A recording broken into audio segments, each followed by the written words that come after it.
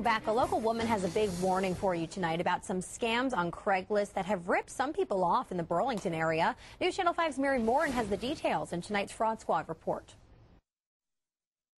This woman says the scam is a very serious one. It's caught both some landlords and some apartment hunters off guard.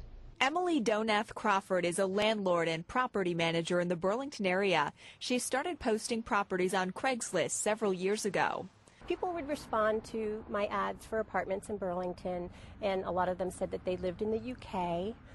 They were coming here to work either at the university or the hospital. They would inquire heavily, say that they'd have to rent it sight unseen. Well, it's not uncommon to rent an apartment sight unseen. Donath Crawford said there were some red flags this was a scam.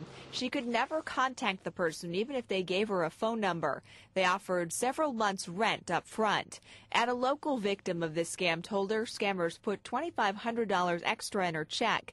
The victim said she deposited it, then cleared. She then wired back the extra funds. About 3 weeks later, they found out that the check was no good.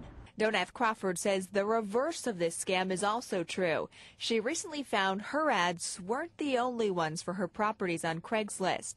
She said scammers put up ads mostly for the very legitimate property she manages at 200 Maple Street, but asking usually $700 to $750 for a one-bedroom with everything included.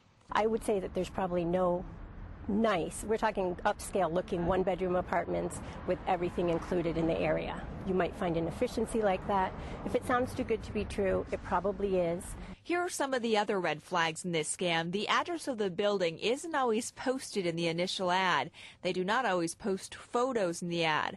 However, they will email photos when people contact them, and the photos look more like European flats. Next, they always come up with excuses for not being able to show the apartment. Donath Crawford says she's gotten more than 100 phone calls as a result of this. Her mission now is warning people. I hope that this will help people become a little bit more aware of the problem.